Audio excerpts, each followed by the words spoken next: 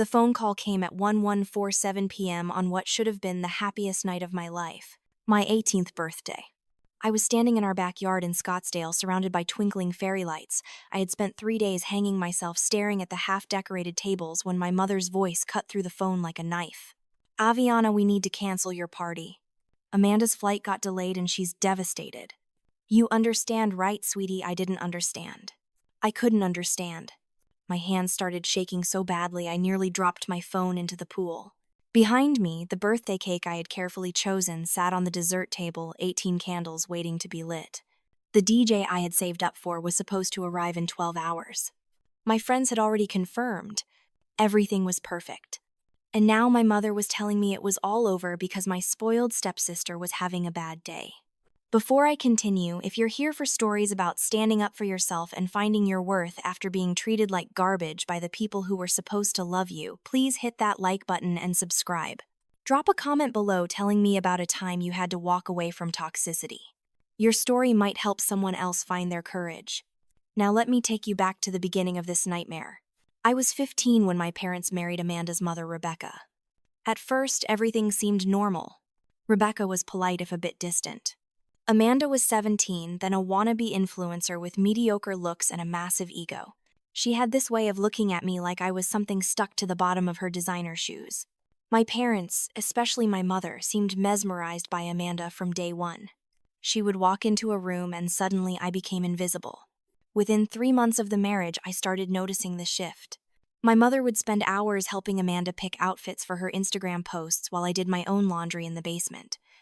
My father, who used to take me to baseball games every weekend, suddenly had no time because he was driving Amanda to photo shoots and influencer events across the city. The financial stuff started slowly. My parents owned a moderately successful marketing firm, nothing spectacular but enough to live comfortably in our Scottsdale neighborhood. What I didn't know until much later was that the business had nearly gone bankrupt twice, and both times my maternal grandfather, William Morrison, a respected attorney in Phoenix, had bailed them out with enormous loans and financial restructuring. Grandpa William lived in a modest home despite his success, the kind of man who valued integrity over flashy displays of wealth. He had always been my rock, the one person who never made me feel like I had to earn his love. But after the remarriage, my parents started spending money like they had won the lottery. Amanda got a brand new Mercedes for her 18th birthday. I got a used textbook for mine. Amanda's bedroom got renovated into something resembling a luxury hotel suite, with a walk-in closet bigger than my entire room. My request to repaint my chipped walls got dismissed with, "We'll get to it eventually." Eventually never came. Amanda wore Gucci and Prada. I wore Target clearance items and hand-me-downs from cousins. When I asked my mother why there was such a disparity, she looked at me with this exhausted expression and said Amanda needs these things for her influencer career. "You're still young, you don't need designer clothes for high school."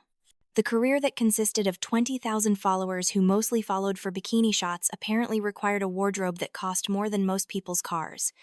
The emotional neglect cut deeper than the financial inequality. My 16th birthday party got downsized because Amanda needed money for a photography workshop in LA. My junior prom dress budget was $200, while Amanda got $3,000 for a dress she wore to an influencer gala and never wore again. I made honor roll every semester. My parents forgot to show up to the awards ceremony. Amanda posted a selfie that got 5,000 likes. My parents threw her a celebration dinner at the most expensive steakhouse in Scottsdale. I stopped expecting fairness. I stopped expecting them to see me at all. I just put my head down, focused on my grades, and told myself that once I got to college, I could leave this toxic situation behind. My relationship with Grandpa William intensified during this time. He was the only one who noticed how I was being treated. Every Sunday, I would drive to his house in Phoenix and we would have dinner together. He never pushed me to talk about what was happening at home, but he listened when I needed to vent. He would shake his head, his weathered face tight with disapproval whenever I mentioned another instance of my parents favoring Amanda. "Your parents are making a terrible mistake," he told me once, his voice heavy with disappointment. "They're investing everything into fool's gold while ignoring the real treasure right in front of them." Those words kept me going during the worst times. Then senior year started, and with it came Tyler Chen. He transferred to our school in September, a gorgeous half-Chinese, half-white guy with an athlete's build and a smile that made my stomach flip. He was popular within weeks, the kind of guy who could have had any girl in school. For some inexplicable reason, he chose me. We started dating in October, and for the first time in years, I felt like maybe I mattered to someone. Tyler came from a wealthy family. His father owned a successful tech company, but unlike Amanda, Tyler was kind, grounded, and real. He treated everyone with respect, from the cafeteria workers to the freshmen who worshipped him from afar. When he found out about my home situation, he was furious on my behalf. "That's abuse," he said flatly one afternoon as we sat in his car after school. "Maybe not physical, but emotional and financial abuse is still abuse. You deserve so much better than how they're treating you." Tyler became my escape. His family welcomed me warmly, his mother always insisting I stay for dinner, his little sister asking me to help her with homework. It was everything my own family wasn't. But even Tyler's love and support couldn't completely shield me from the growing resentment building inside my chest.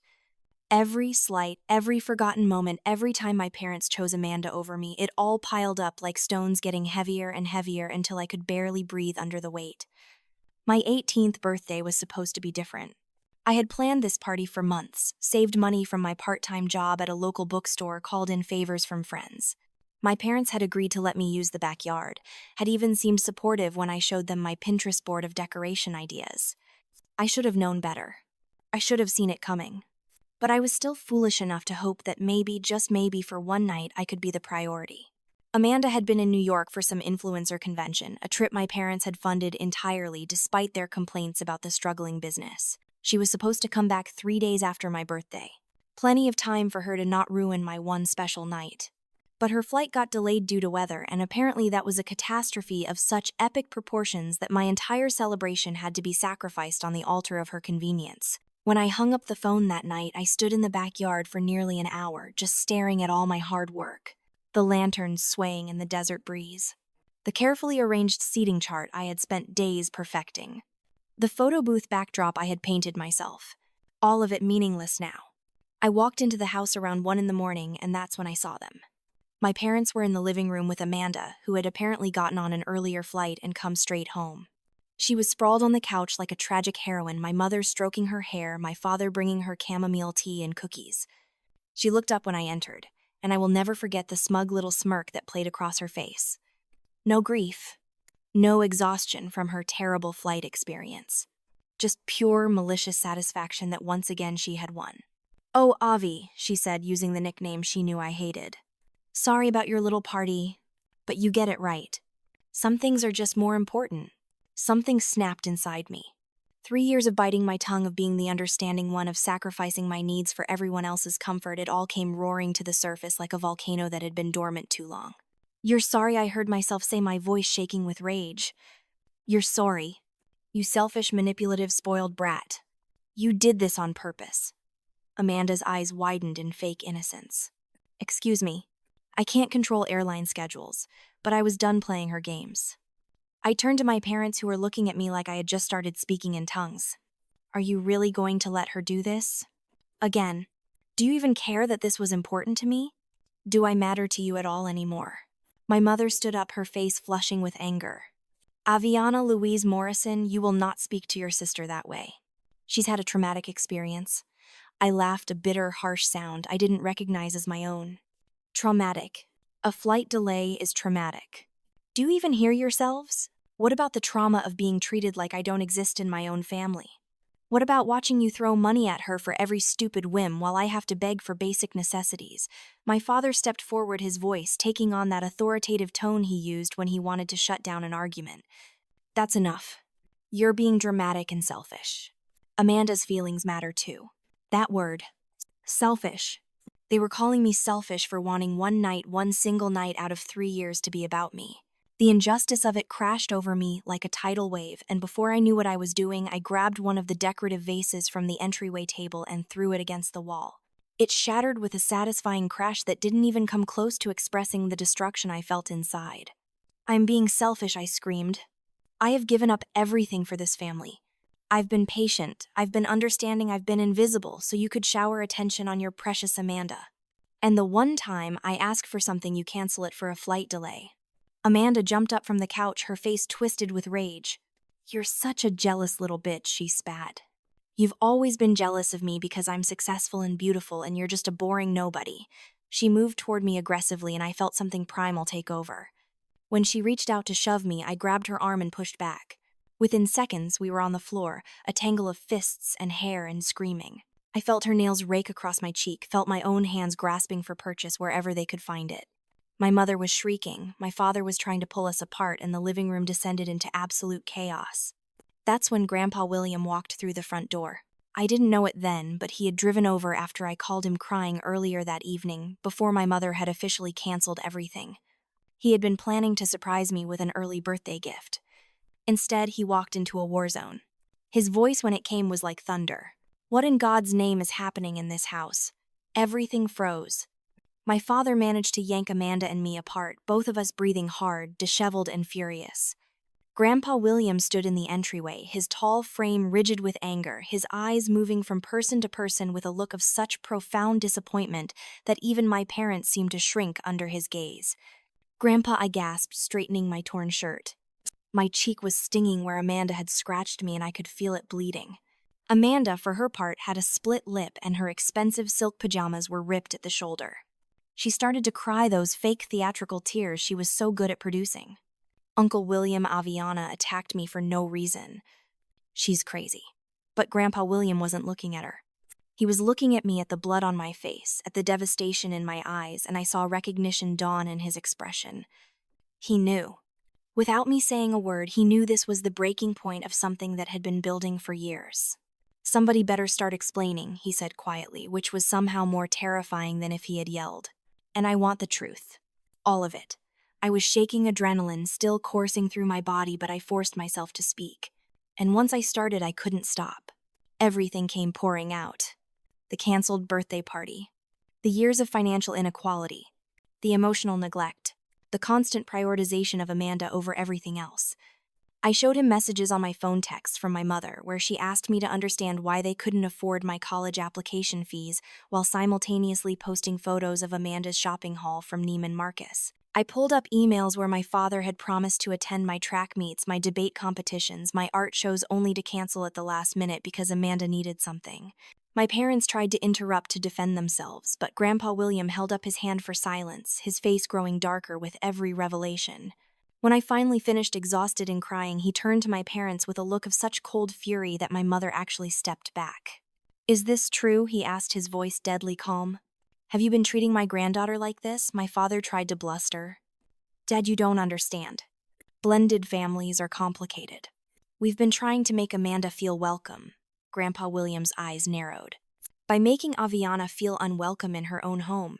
By destroying her self-worth. By showing her that she matters less than a spoiled brat with an Instagram account." He pulled out his phone and started pulling up documents, his fingers moving with practiced efficiency. "Do you know how much money I've given you over the past 5 years?" he asked, his voice rising. $350,000.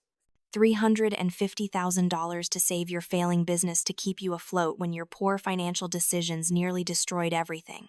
And you've used that money, MY money, to fund this girl's shopping addiction while your own daughter wears secondhand clothes and works a minimum wage job to save for college.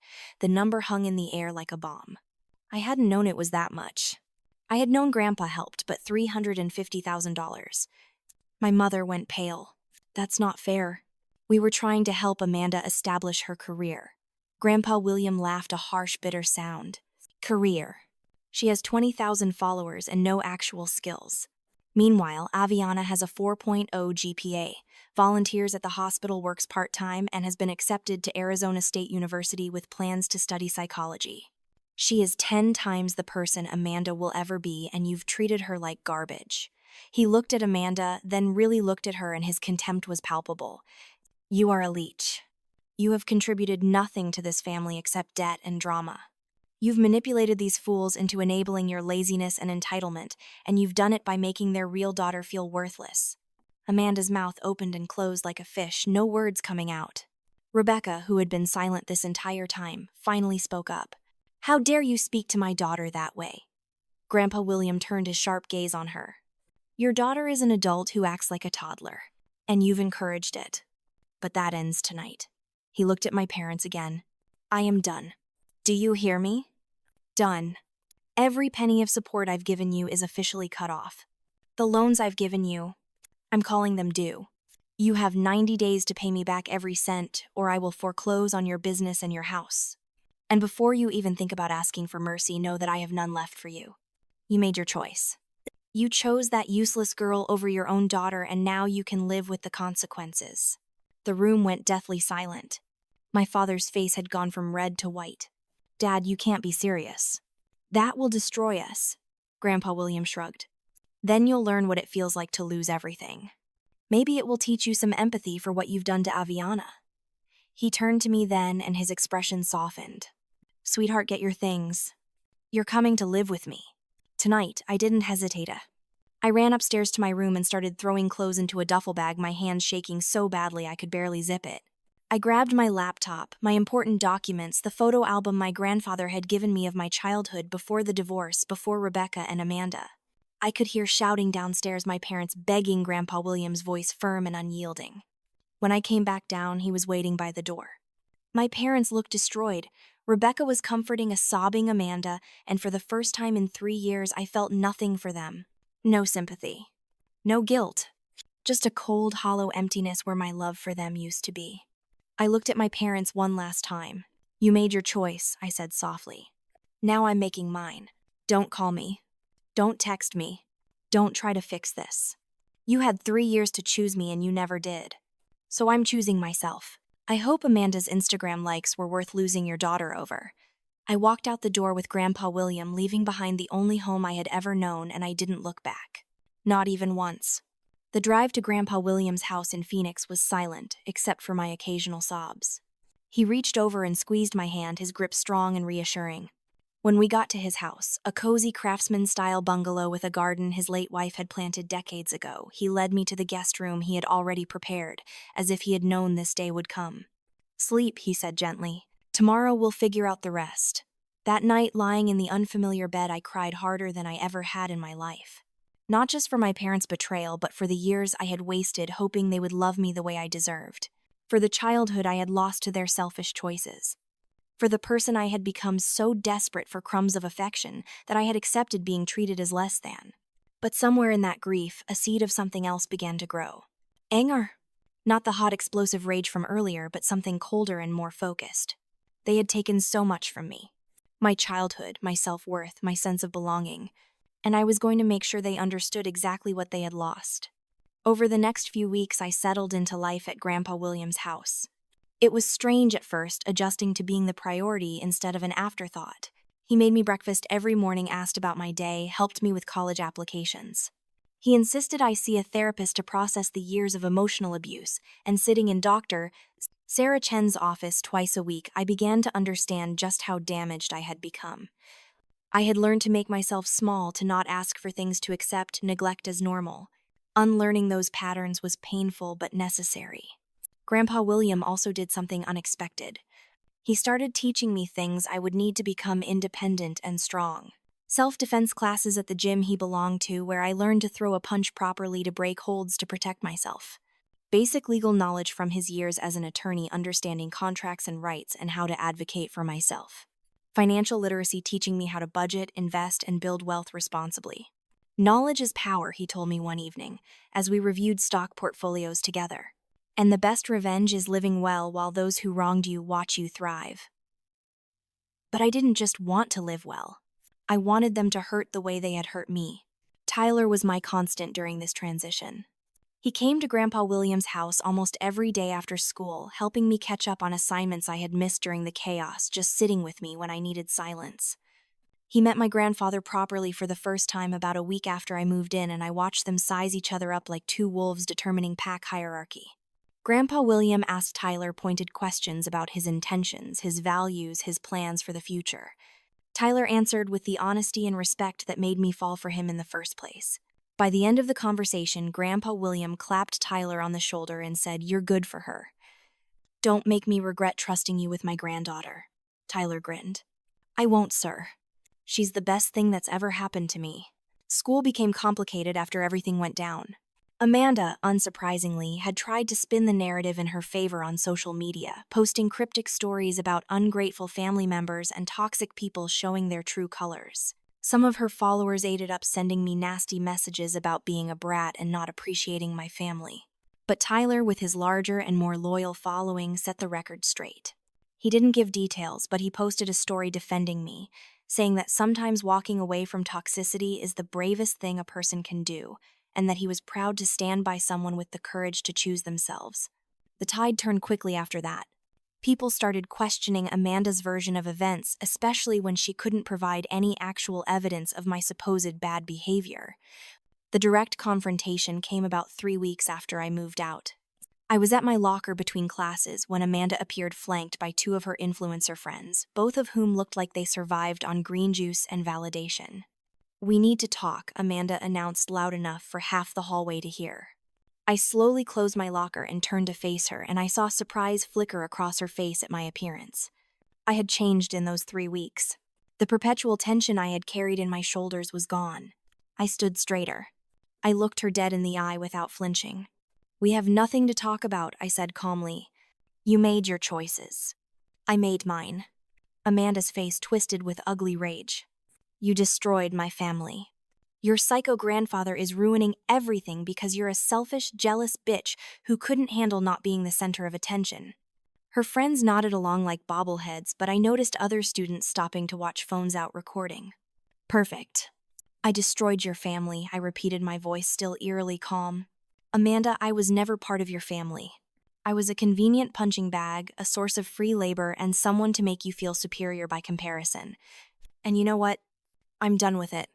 You can tell yourself whatever lies help you sleep at night, but the truth is you're a lazy, entitled parasite who's been living off my family's money while contributing nothing but drama and debt." She tried to slap me. I saw it coming from a mile away, those self-defense lessons with Grandpa William paying off. I caught her wrist easily, squeezed hard enough to make her wince, and then pushed her back firmly. She stumbled, nearly falling into her friends. The hallway erupted in gasps and a few cheers. Amanda looked at me with genuine fear in her eyes for the first time ever. "Touch me again," I said, my voice dropping to a dangerous whisper, "and you will regret it. I'm not the doormat you remember. That girl is gone. And if you come near me, my grandfather, or Tyler again, I will make your life a living hell. Do you understand me?" She understood. I could see it in the way she backed away and the way her confidence crumbled. Without another word, I turned and walked away, leaving her standing there humiliated in front of half the school. Tyler found me later laughing and proud. "That was the hottest thing I've ever seen," he said, pulling me into a kiss right there in the parking lot. But public confrontations weren't enough. I wanted real consequences for my parents and Amanda. I wanted them to feel the loss the way I had felt it my entire childhood. Grandpa William and I started planning in earnest. He began by making good on his threat about calling in the loans. He sent official legal documents to my parents demanding repayment of $350,000 within 90 days. He knew they didn't have it. Their business was barely afloat, even with his help, and they had spent their savings on Amanda's lifestyle. The clock was ticking on their financial security. But we didn't stop there. Grandpa William, with his extensive connections in the Phoenix legal and business community, began reaching out to his network. Casual mentions in the right circles about my parents' poor business practices, their financial instability, their inability to honor debts. Nothing slanderous, just strategic truths that made people think twice about doing business with them. I focused on Amanda. Tyler helped me with this part, using his own social media savvy to slowly dismantle her influencer image. We didn't do anything obvious or traceable back to us. Instead, we created anonymous accounts that started asking pointed questions on her posts. Where did her clothes come from? How did she afford her lifestyle? Comments that made her followers start scrutinizing her content more critically. Tyler also reached out to some contacts he had in the influencer world, mentioning casually that Amanda's engagement seemed suspicious, that her follower count might be inflated with bots. These kinds of rumors spread like wildfire in that community. Brands started dropping her sponsorships. Her follower growth stalled and then reversed as people realized she had bought fake followers to inflate her numbers. We also worked on building my own success, the positive side of revenge. Grandpa William helped me file for legal emancipation from my parents, even though I was already 18, to ensure they had no claim to any financial aid I might receive for college. He set up a trust fund for me using money he had been saving for years, money he had planned to give my parents as part of their inheritance, but decided I deserved instead. The amount made my eyes water. $200,000 for college and to start my adult life. "You've earned this through your resilience and your character," he said firmly when I tried to refuse. "Your parents squandered every opportunity I gave them. You won't." I enrolled in Arizona State University for the fall semester, planning to major in psychology with a minor in business. I also started working on a business idea that had been percolating in my head, a mental health awareness platform targeted at teens dealing with family dysfunction.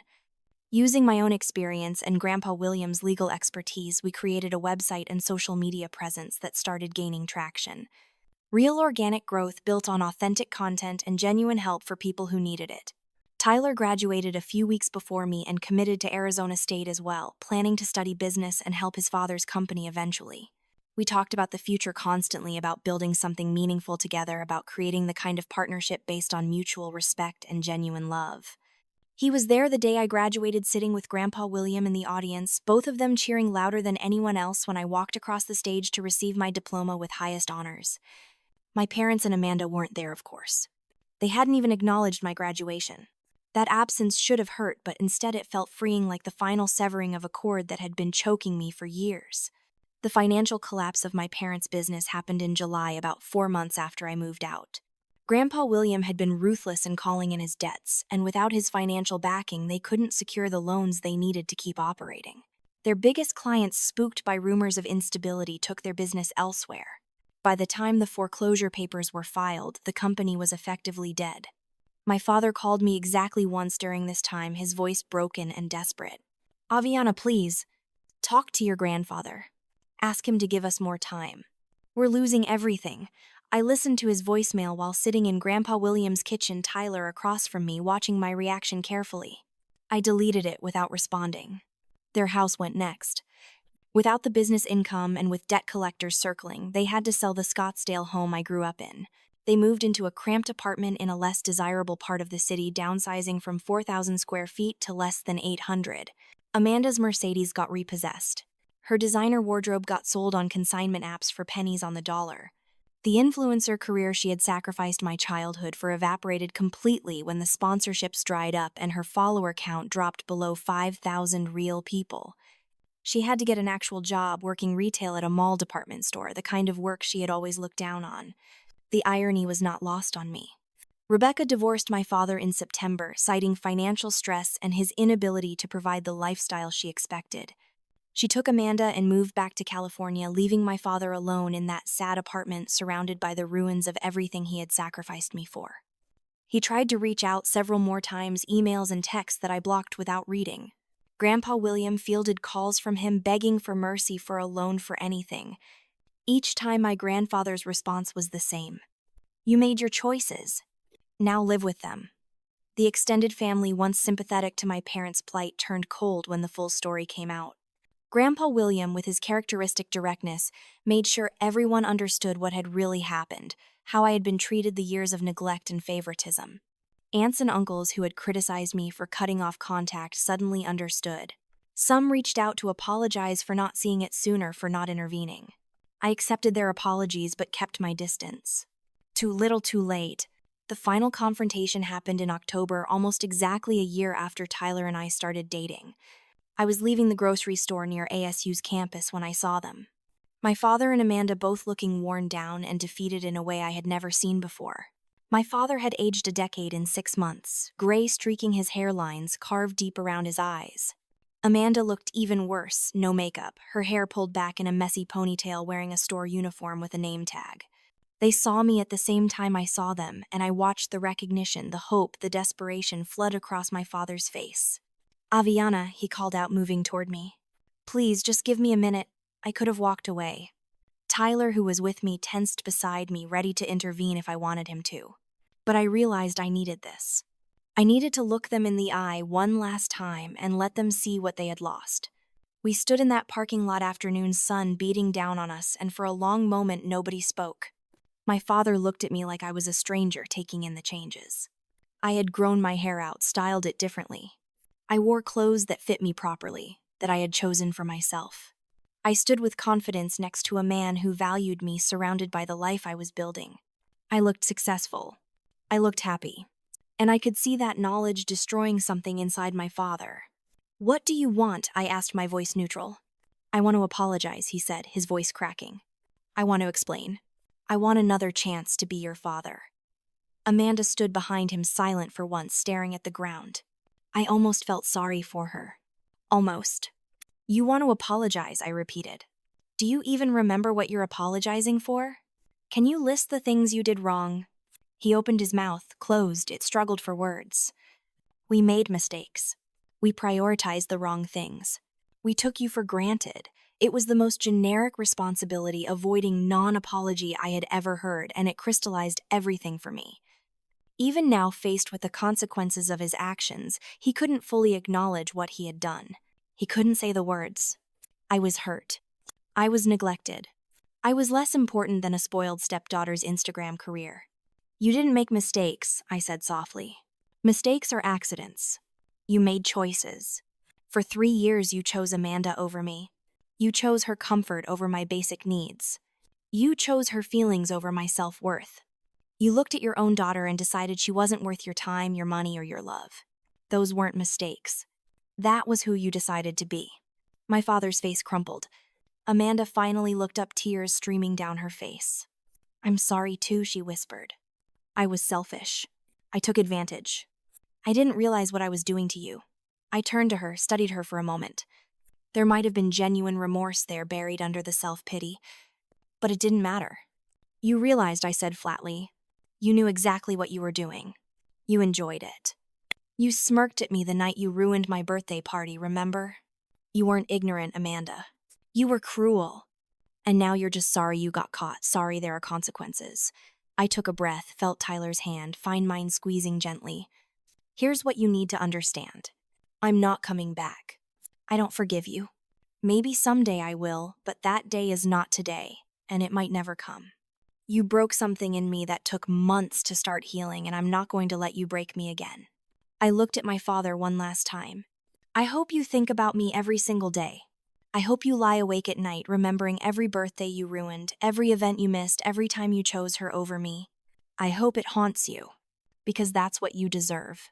You had a daughter who loved you unconditionally, who would have given anything for your approval, and you threw her away like trash. You reap what you sow, Dad. This is your harvest. I turned and walked away, Tyler beside me, leaving them standing in that parking lot. I didn't look back. I had said everything I needed to say, and I had no interest in witnessing their pain any longer. That chapter of my life was closed, the book sealed shut. They no longer had the power to hurt me, and that was the greatest victory of all. The transformation of the next 2 years felt almost surreal, like watching someone else's dream life unfold from the inside. College became my sanctuary in ways I never anticipated. Walking across ASU's campus each morning, backpack slung over my shoulder, sun warming my face, I felt a freedom so profound it sometimes brought tears to my eyes. My psychology classes weren't just academics. They were validation, scientific proof that what I had experienced had a name, that the patterns I had endured were documented, and studied that I wasn't crazy or overdramatic like my parents had always implied. Sitting in lectures about family systems, theory, and trauma bonds, I would furiously take notes, my hand cramping as I connected theories to my lived experience. Professor Martinez, a renowned family therapist who taught my dysfunctional family dynamics course, pulled me aside after class one day. She had noticed my engagement with the material, the way my questions cut through to the heart of complex concepts. We started meeting for coffee, and she became an unofficial mentor, encouraging me to consider graduate school and clinical work. The mental health platform I had started as a simple blog evolved into something beyond my wildest imagination. What began as me writing vulnerable posts about feeling invisible in my own family transformed into a community of thousands of young people sharing their stories, finding solidarity in shared pain. The messages flooded my inbox daily. Kids dealing with favoritism between siblings, teens whose parents prioritized new partners over them, college students struggling to heal from years of emotional neglect. Each story echoed pieces of my own, and responding to them became a calling. By the end of my freshman year, the platform had 15,000 followers across social media, a website that crashed from traffic spikes, and the attention of 3 different mental health nonprofits asking to collaborate. Tyler, with his business acumen, helped me navigate the logistics of scaling up. We spent countless late nights in my dorm room, then later in our apartment, mapping out organizational structures and funding strategies. The day we officially registered as a nonprofit organization, the Scene Project felt like planting a flag on conquered territory. Grandpa William cried when I asked him to serve as board chair, his weathered hands shaking as he held the incorporation documents. "You took your pain and built something that will save lives," he said, his voice thick with emotion. "That's the strongest thing a person can do." We assembled a small but dedicated team. Tyler handled operations and finances with the precision his tech executive father had taught him. I focused on content creation and community management. We brought on 2 part-time staff members, both survivors of family trauma who understood our mission viscerally. Securing our first grant, $25,000 from a national mental health foundation, felt like vindication. We used it to launch a peer counseling hotline, train volunteer moderators for our online forums, and create a comprehensive resource directory of affordable therapists, legal aid services, and crisis support, specifically for teenagers dealing with family dysfunction. The work healed me in ways therapy alone couldn't. Every teen I helped set boundaries with toxic parents. Every young person I guided toward resources that might save their life. Every story of escape and recovery that landed in my inbox. It all stitched together the torn pieces of my own heart. I was turning my worst experiences into someone else's lifeline, and the purpose it gave me was intoxicating. I would stay up until 3 in the morning answering crisis messages, then wake at 7 for class running on coffee and a sense of mission that made exhaustion irrelevant. Tyler worried about my burnout, but he also understood. He had watched me transform from a broken girl who flinched at raised voices to a woman who stood in front of auditoriums full of people and spoke truth about family trauma without shame. Junior year brought changes that felt like leveling up in a video game. Tyler and I found a tiny 1-bedroom apartment in Tempe within walking distance of campus, with huge windows that let in incredible natural light. Moving in together felt less like a big step, and more like acknowledging what was already true. We had been building a life together since that first day he defended me in the school cafeteria senior year of high school. The apartment became our sanctuary. Tyler claimed the living room corner for his makeshift office, setting up a desk facing the window where he could work on business plans and coursework. I transformed the bedroom closet into a recording studio for podcast episodes, hanging blankets for sound dampening, and setting up my microphone on a tiny desk.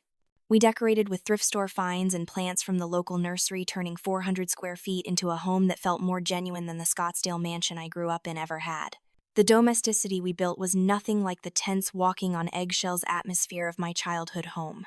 Tyler and I split chores without needing to be asked. We cooked dinner together, experimenting with recipes and laughing when things went wrong. We studied side by side at our tiny kitchen table, his business textbooks stacked next to my psychology journals. We argued occasionally, normal relationship friction about whose turn it was to do dishes or whether we could afford to splurge on concert tickets, but even our arguments felt healthy. No one yelled. No one manipulated.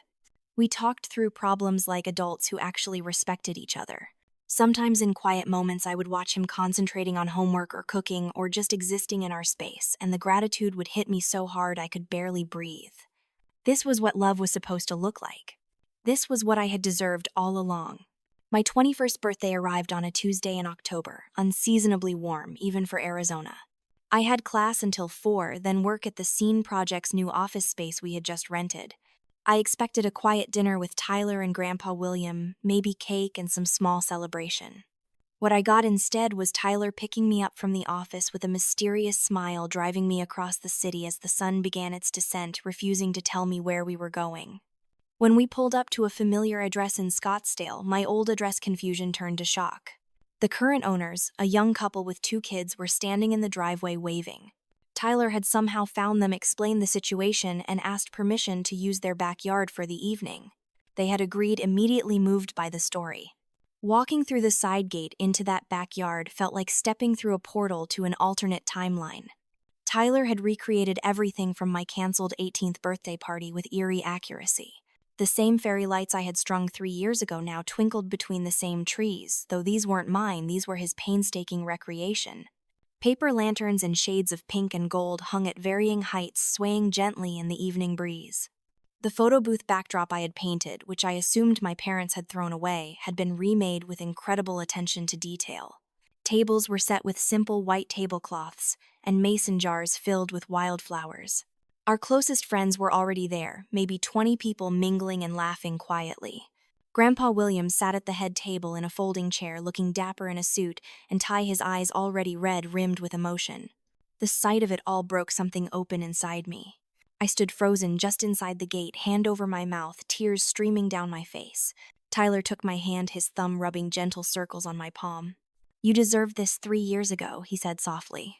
"You deserve to be celebrated, to feel important, to have the party you dreamed about. I can't give you back that night, but I can give you this one." The evening was perfect in ways the original party never could have been.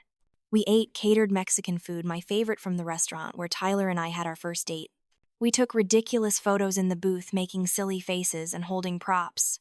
Friends gave impromptu speeches, sharing stories about how I had impacted their lives, how the scene project had helped them or people they knew. Grandpa William toasted me with sparkling cider, his voice wavering as he talked about watching me rise from the ashes of my parents' betrayal. Then Tyler stood up and the backyard went quiet. He looked nervous in a way I had never seen him, his hand shaking slightly as he reached into his jacket pocket. When he got down on one knee, the sunset painting the sky behind him in impossible shades of orange and purple, I understood before he spoke what was happening. "Aviana Morrison," he said, his voice clear and strong, despite the emotion in his eyes, "from the moment I met you, I knew you were different. You were kind when you had every reason to be bitter. You were strong when life had tried to break you. You were generous when you had been given so little. You taught me what real courage looks like, what it means to choose yourself without apology, what it takes to build something beautiful from broken pieces. I want to spend the rest of my life making sure you never doubt your worth again. Will you marry me?"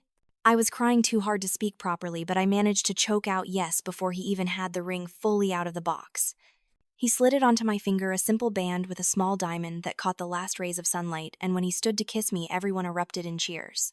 Grandpa William was sobbing openly, not even trying to hide it. Friends were recording on their phones, capturing the moment. The homeowners were watching from their back porch, the wife dabbing at her eyes with a tissue. In that moment, standing in the backyard where my 18th birthday had been destroyed, now transformed into the site of the best night of my life, I felt the final piece of my healing click into place. My parents had tried to take everything from me, but they had failed. I had taken it back, reclaimed it, made it better than they could have ever given me.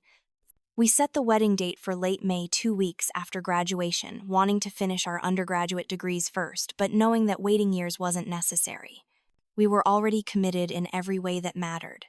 The engagement sent ripples through my extended family, most of whom were thrilled and supportive. A few tried to use it as an excuse to push for reconciliation with my parents, suggesting they should be invited to the wedding, but I shut that down immediately. This was my day, my life, my choice. They had forfeited their right to witness my milestones when they chose Amanda's comfort over my existence. The attempts at reconciliation from my parents' side came sporadically over the following months, each one easier to dismiss than the last. A birthday card arrived in the mail 6 months after that parking lot confrontation, my father's handwriting on the envelope making my stomach clench. I held it over the kitchen trash can and tore it in half without opening it, letting the pieces fall like snow into the garbage. Tyler watched from the doorway, ready to support whatever I needed, but I didn't need anything. The card had no power over me anymore. An email came next, my mother's name in the inbox, making my chest tighten for just a moment before I clicked delete without reading past the subject line that said, "Can we talk?" No. We couldn't. We had nothing left to say to each other. The finality of that truth settled over me like a comfortable blanket rather than a suffocating weight. The most persistent attempt came through my Aunt Lisa, my father's sister, who called me one afternoon during my senior year. I almost didn't answer, but she and I had always had a decent relationship, and she had been one of the few family members to reach out with genuine support after everything happened. "I'm not calling to pressure you," she said immediately, sensing my wariness. "Your father asked me to reach out, but I told him I would only do it if I could be honest with you about what I think." I waited. "He's been going to therapy," she continued. "He's working on himself. He wants a chance to make amends. And honey, I need you to know that I would never tell you to let him back in if I didn't think he was genuinely changing. But I also need you to know that you don't owe him anything. Not forgiveness, not a conversation, not even a response to this call. Your healing is what matters." I appreciated her honesty, the way she made it clear this was my choice without guilt. "Aunt Lisa," I said carefully, "I'm glad he's getting help. Genuinely. I hope he becomes a better person. But that doesn't mean I need to be part of his redemption arc. Some things can't be fixed, and our relationship is one of them. The trust is gone. The foundation is cracked beyond repair. I spent years trying to earn love that should have been freely given, and I'm not interested in spending more years watching him try to earn forgiveness for taking it away." She was quiet for a moment, then said, "That's fair. That's more than fair. I'll tell him you're doing well and that he needs to respect your boundaries." She paused. "For what it's worth, I'm proud of you. You're stronger than most people twice your age." We hung up and I sat with the conversation for a while, processing. There was no anger anymore, no burning rage. Just a calm acceptance that some chapters close and don't reopen, and that was okay. Through the family grapevine that operated whether I participated or not, updates about my parents' lives filtered through occasionally. My father had apparently met someone new at his therapy group, a woman close to his age who was also working through her own issues. They dated for a year before getting married in a small courthouse ceremony, nothing like the lavish wedding he and my mother had thrown when they first got together. He sold insurance, now a massive downgrade from business owner, but stable employment nonetheless. They lived modestly, renting a townhouse in a decent neighborhood, rebuilding slowly. Part of me, a very small part buried deep, was glad he wasn't completely destroyed. I had wanted consequences, not death. I had wanted him to understand what he had lost, not lose his will to live. The news about Amanda was more surprising. She had moved back to Arizona after her mother's money ran out in California, taking a management position at a regional retail chain. According to my cousin who ran into her at the mall, she seemed different. Humbler. Quieter. She had gained weight, wore minimal makeup, and moved through the world without the artificial confidence that used to radiate from her. The influencer accounts were deleted, the Instagram profile set to private with less than 200 followers. She apparently had a boyfriend, someone she had met at work, nothing glamorous or photo-worthy. Just a regular guy with a regular job. My cousin said she seemed almost embarrassed to be recognized, hurrying away after a brief awkward exchange. When I heard this sitting at dinner with Tyler and Grandpa William, I waited to feel something. Satisfaction that her dreams had crumbled. Vindication that her looks and attitude hadn't carried her as far as she thought. But there was nothing. She had become irrelevant to my life, a character from a story I no longer told myself at night. The indifference I felt toward their updates was perhaps the greatest evidence of my healing. They had once been the center of my universe, the people whose approval I craved more than oxygen. Now they were strangers who happened to share some DNA and history. I didn't wish them well, but I didn't wish them harm either. They simply didn't matter anymore. Their choices had consequences they would live with forever, and I had moved on to build a life so full of genuine love and purpose that there was no room left for them. Some bridges burn for a reason. Some relationships end because they were never meant to survive. And sometimes the kindest thing you can do for yourself is accept that not everything deserves to be saved. Grandpa William's health started declining in my senior year, his heart finally showing the strain of decades of stress and hard work. He had to retire from his law practice and slow down considerably. Tyler and I moved him into a house closer to us, a beautiful single-story with a garden where he could putter around and grow vegetables. He officiated our wedding in May, 2 weeks after I graduated summa cum laude with my bachelor's degree in psychology. Standing under an arch of flowers on a hilltop overlooking Scottsdale with Tyler holding my hands and Grandpa William reading the vows we had written, I felt a peace I hadn't known was possible. This was family. This was love. This was what I deserved all along. My career took off after graduation. I got accepted into a competitive master's program in clinical psychology at ASU, with a full scholarship and a graduate assistantship. The nonprofit continued to grow, impacting thousands of teenagers across the state. I started getting speaking invitations, sharing my story at schools and community centers, talking about resilience and setting boundaries and knowing your worth. The first time I spoke to an auditorium full of people, I was terrified. But then I saw the faces in the crowd, young people nodding along, older people crying quietly, and I understood the power of turning pain into purpose. Tyler launched his own business consulting firm, specializing in helping family-owned companies navigate succession planning and interpersonal dynamics. We were building the life we had dreamed about during those dark days when everything first fell apart. On my 23rd birthday, I stood on top of Camelback Mountain at sunset, Tyler on one side, Grandpa William on the other. We had hiked up, slowly accommodating my grandfather's reduced stamina, but he had insisted on making the climb. From the summit, you could see all of Scottsdale and Phoenix spread out below the city lights starting to twinkle as the sun set in brilliant shades of orange and pink. "This is it," Grandpa William said quietly, his arm around my shoulders. "This is what winning looks like. Not revenge, not making them suffer, but this. You happy and whole and surrounded by people who love you? You built a life worth living, sweetheart. That's the greatest success of all. I leaned my head against his shoulder, Tyler's hand in mine, and for the first time since I was 15 years old, I felt complete. Not because my parents had suffered, though they had. Not because Amanda's superficial dreams had crumbled, though they had. But because I had discovered my own strength, my own worth, my own capacity to not just survive, but thrive. The scared, desperate girl who stood in a decorated backyard on her 18th birthday and watched her world collapse was gone. In her place stood a woman who knew her value, who had built a family by choice rather than obligation, who had turned trauma into triumph. Sometimes people ask me if I regret cutting my parents off so completely, if I ever consider giving them another chance. My answer is always the same. I don't regret protecting myself. I don't regret choosing my mental health and happiness over people who had proven they would never prioritize me. Could there be reconciliation someday? Maybe. If they did real work, real therapy, real amends. If they could acknowledge the full scope of what they did and take responsibility without excuses. But that's not my burden to carry. I spent years trying to earn love that should have been freely given. I'm done auditioning for a role I never should have had to try out for. My life now is proof that you can rise from the ashes of family destruction, that you can find your people, the ones who see you and value you and never make you question whether you matter. That the best revenge really is living well, becoming the person you were meant to be before others tried to diminish you. I won. Not because they lost, but because I refused to let their rejection define me. I broke the cycle.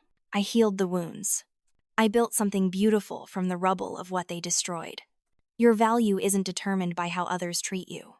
It's determined by how you treat yourself once you understand that their treatment was wrong. Walk away when you need to. Set boundaries that protect your peace. Choose yourself even when it feels selfish, especially when it feels selfish.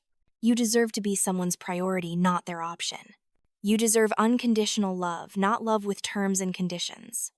And if the people who are supposed to love you can't provide, that you have every right to find people who can. So here's my question for you. Have you ever had to walk away from someone you loved because staying would have destroyed you? What gave you the strength to choose yourself? Drop your story in the comments below. Let's build a community of survivors who refuse to stay victims.